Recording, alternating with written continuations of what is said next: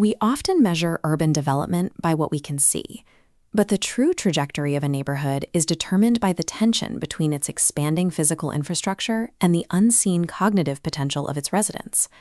Right now, Barrio Mujica is undergoing a massive, necessary process of physical urbanization.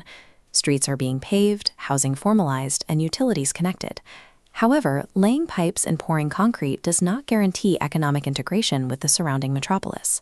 Beneath the physical upgrades lies a hidden cognitive layer. When compared to adjacent areas, Barrio Mujica reveals severe disparities in educational attainment, high-level reasoning skills, and psychological orientation toward work and risk. If a city upgrades the physical environment without simultaneously developing the cognitive capabilities of the people living inside it, the improvements serve as aesthetic fixes rather than engines for economic mobility. The stakes for the next 10 years are mathematical. Current demographic projections indicate Barrio Mujica's population of roughly 51,000 could double, potentially exceeding 100,000 residents by 2036. When explosive demographic growth completely overwhelms a neighborhood's institutional capacity, educational systems, and new physical infrastructure, the result is re-slumification. The construction of an educated generation represents the neighborhood's most vital infrastructure project for the 2026-2036 decade. If population growth outpaces human capital development, the neighborhood will inherently collapse back into informal survival economies, neutralizing billions in prior infrastructural investments.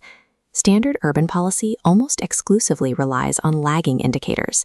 It measures crises after they have already occurred. Governments look at secondary school dropout rates, formal unemployment, and addiction statistics. By the time these numbers deteriorate, the damage to a generation is already locked in. To reverse this logic, the city doctor's methodology uses a feed-forward management model, often called the cat whiskers approach. It uses sensors to detect changes before they collide with reality, prioritizing anticipation over reaction. This requires tracking leading indicators. Third-grade reading fluency predicts high school graduation. Placement in apprenticeships predicts formal employment under age 30. The feed-forward approach transforms public policy. It moves leadership away from reactive damage control and turns it into a proactive engineering tool for economic mobility. In Barrio Mujica, young residents navigate a high-stakes environment where three distinct economic pathways aggressively compete for their labor and loyalty. Pathway 1 is the formal economy.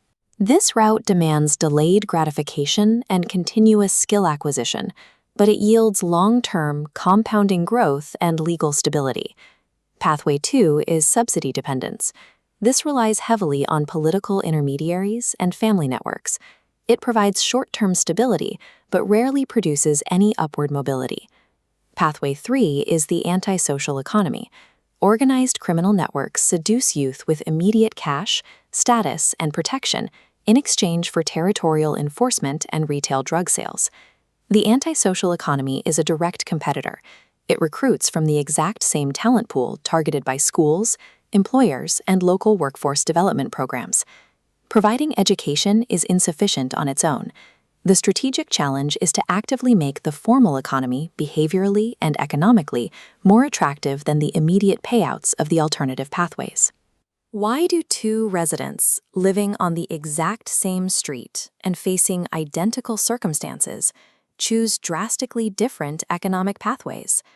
The defining variable lies in a psychological concept known as the locus of control. It measures how individuals explain the causes of their success and failure. Individuals with an external locus of control believe their outcomes depend entirely on luck, subsidies, or outside forces. This mindset drives youth toward dependency and criminal networks, waiting for others to dictate their future. Conversely, those with an internal locus of control believe their personal effort, discipline, and learning dictate their outcomes.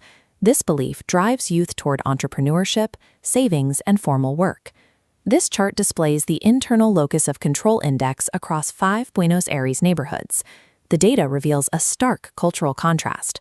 Barrio Mujica currently scores a dangerously low 50 out of 100 on this index. Compare that to the neighboring district of Recoleta, which scores a 100. That 50-point gap correlates directly with Recoleta's highly active entrepreneurial culture and educational attainment. An internal locus of control is the earliest predictive signal we have. It determines whether a neighborhood will achieve self-sufficiency or simply reproduce poverty in nicer buildings.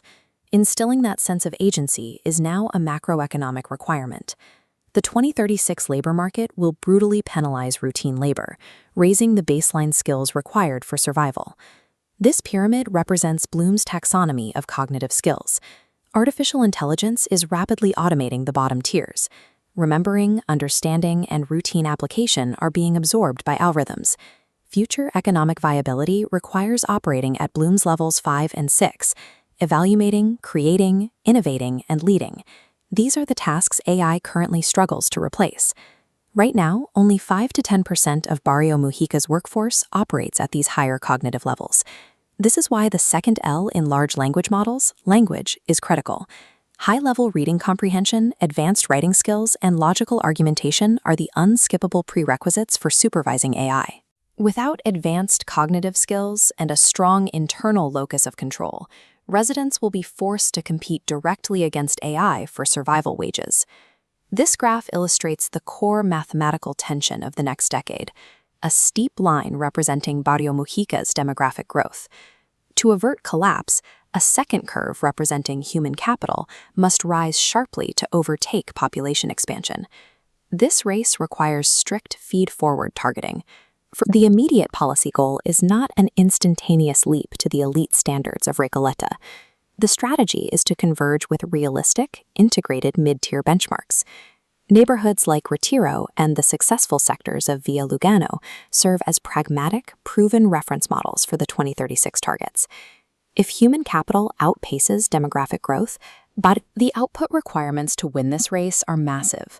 Over the next decade, the neighborhood needs to yield over 17,500 settle graduates and secure over 60% formal employment for residents under 30.